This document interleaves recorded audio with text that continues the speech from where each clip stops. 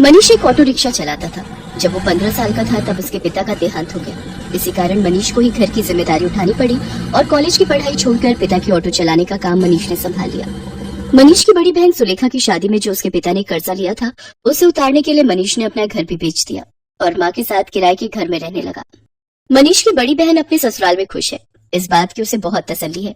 माँ, सुलेखा दीदी का मेरे मोबाइल पर फोन आया है, तुम बात कर लो, फिर मैं ऑटो लेकर काम पर निकलता हूँ। हेलो सुलेखा दीदी, ये लो माँ से बात करो। हाँ बेटी, अपना ध्यान रखा कर, खूब खाया पिया कर, इससे बच्चे की सेहत पर अच्छा असर होगा। अब बस यही इच्छा है कि जल्दी से मैं नानी बन जाऊं और मनीष मामा। हाँ वो तो है, अब मामी कहलवाने वाली बस आ जाए तो मैं सुकून से तीर्थ यात्रा पर निकल जाऊंगी। नहीं नहीं, अपने नाती पोतों को खिलाकर ही तीर्थ यात्रा पर जाऊंगी। माँ, बस मनीष के लिए अच्छी सी लड़की ढूंढ लो जो घर संभाल ले। माँ, मुझे देर हो रही है, बाद में बात कर लेना। अच्छा सुलेखा, मैं तेरे से बाद में बात करती हूँ, मनीष को देर हो रही है। मनीष ऑटो लेकर काम पर निकलता है। उसे पहले ही बहुत देर हो चुकी थी, पर रास्ते में जाम भी बहुत था। वो सवारी का इंतजार कर रहा था, तभी उसका एक साथी जो उसकी तरह ऑटो चलाता था वो किसी लड़की से झगड़ रहा था। अरे देखिए मैडम, ऐसा थोड़ी होता है? जब आपने मुझे यहाँ छोड़ने के लिए पैसे तय किए हैं तो चुपचाप मेरे पैसे दे दो ना। भैया, मैंने आपको बोला ना, मेरा पर्स रास्ते में कहीं गिर गया, मेरा मोबाइल फोन भी उसी में है और सारे पैसे भी। मेरा पर्स कहीं नहीं मिला। मैं तुम्हें बोल रही हूँ ना, मुझे अपना नंबर दे दो, मैं तुम्हारे नंबर पर पैसे भेज दूंगी। अभी मुझे देर हो रही है, मुझे सामने होटल में एक फंक्शन में पहुंचना है। अब क्या हुआ निरंजन, लड़ क्यों रहे हो सुबह सुबह? अरे देखना यार, सुबह सुबह पहली सवारी मिली और वो भी मुझे पैसे देने के लिए मना कर रही है। इन मैडम का पर्स कहीं खो गया है और मुझसे कह रही है कि पैसे बाद में देंगी। अरे ऐसा थोड़ी होता है भाई। कोई बात नहीं निरंजन, कभी कभी किसी की परेशानी को भी समझना चाहिए। एक काम कर, तेरे कितने पैसे बने मैं दे देता हूँ, ये मैडम मुझे बाद में दे देंगी। मनीष निरंजन को ऑटो के 200 रुपए दे देता है।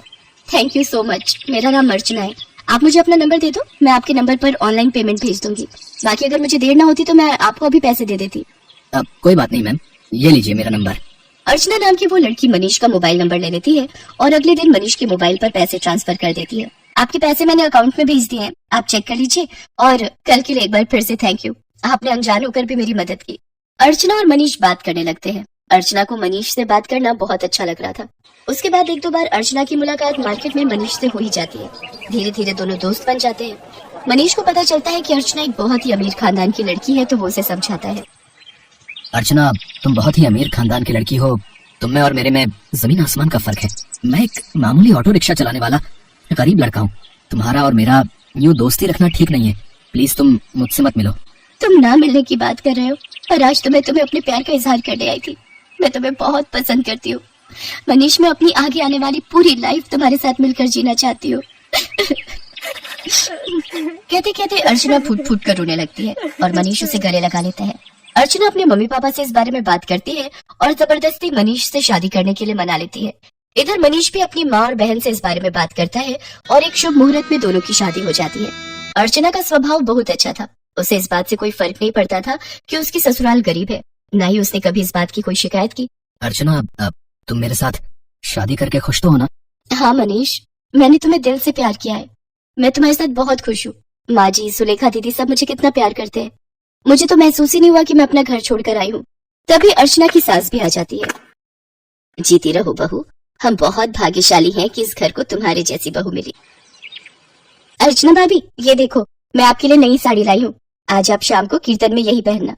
सुलेखा दीदी, ये साड़ी तो बहुत सुंदर है, ठीक है, पर एक शर्त पर, आज आप मुझे खुद तैयार करोगे, प्रॉमिस? अर्चना की बातें सुनकर सुलेखा की आंखों में आंसू आ जाते हैं। उसने कभी सोचा ही नहीं था कि उसे इतनी प्यारी भाभी से इतना प्यार और सम्मान मिलेगा। सचमुच कुछ ही दिनों में अर्चना ने सबके दिल में एक अलग जगह बना ली। अब तो अर्चना के बिना कोई भी नहीं रहता था। सुलेखा के बेटा पैदा होता है, इधर अर्चना भी गर्भवती हो जाती है। अर्चना की माँ बनने के बारे में जब उसके मम्मी पापा को पता चलता है तो वो उसे मिलने के लिए उसके ससुराल आते हैं, पर अर्चना का घर देखकर दोनों ही मुंह बनाने लगते हैं। अर्चना, तुम अपने मम्मी पापा के पास बैठो, रसोई से चाय और नाश्ता मैं ले आती हूँ। क्या बात है अर्चना, तुम इस हालत में भी घर के काम खुद ही करती हो? तुम्हारे घर में कोई नौकर चाकर नहीं है क्या? कैसी बातें करती हो ललिता, तुम जानती भी हो तुम्हारी बेटी किस घर में ब्याही है। यहाँ 2 वक्त की रोटी खाने के लिए भी सोचना पड़ता है। एक टाइम की सब्जी दूसरे टाइम खाते होंगे ये भला क्या नौकर चाकर रखेंगे? नहीं पापा, ऐसी कोई बात नहीं है। माँ जी और मनीष ने तो मुझे कई बार कहा है कि मैं घर में कोई काम वाली रख लूं, पर पूरा दिन मैं घर पर होती हूँ, मेरा भी मन नहीं लगता और फिर मैं तो कुछ भी नहीं करती, सारा काम माँ जी ही करती है, मुझे उठने ही नहीं देती। ये लीजिए चाय। अर्चना, तुम्हें ये समोसे बहुत पसंद है ना? मैं ये भी हलवाई से खरीद लाई हूँ, अपने मम्मी पापा को भी दो।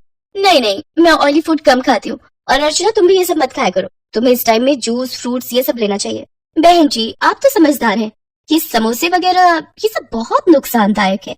मम्मी, आप मेरी टेंशन मत लो, माँ जी मेरा पूरा ख्याल रखती है। वो मुझे समय पर जूस फ्रूट दूध दही सब्जियां और सब कुछ खाने के लिए देती है। तभी अर्चना की ननद सुलेखा भी आ जाती है। अर्चना भाभी, मैंने डॉक्टर से अपॉइंटमेंट ले लिया है, कल सुबह 11 बजे आपको मेरे साथ चलना है, तो आपका चेकअप हो जाएगा और बाकी जो इंजेक्शन वगैरह। सुलेखा, तुम्हारा कौन से हॉस्पिटल में बच्चा हुआ था जिस डॉक्टर के बारे में तुम बात कर रही हो? जी, वो बड़े बाजार में जो हॉस्पिटल है जहाँ डॉक्टर नेहा बैठती है, वो सस्ता बेकार सा हॉस्पिटल।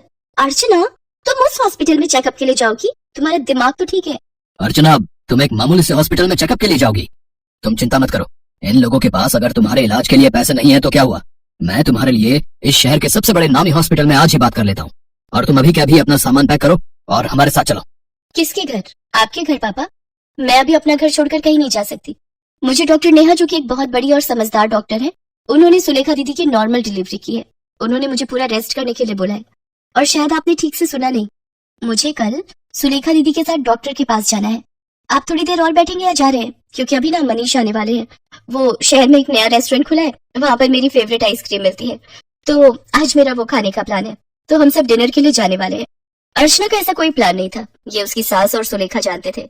पर अर्चना अपने मम्मी पापा को एहसास दिलाना चाहती थी कि उसके ससुराल वालों का और अपमान ना ही करे तो उनके लिए बेहतर है। अर्चना के मम्मी पापा लज्जित हो जाते हैं और कुछ देर बाद वहां से चले जाते हैं। अर्चना की सास और ननद दोनों की आंखों में खुशी के आंसू थे। अर्चना अपनी सास और ननद के गले से लग जाती है।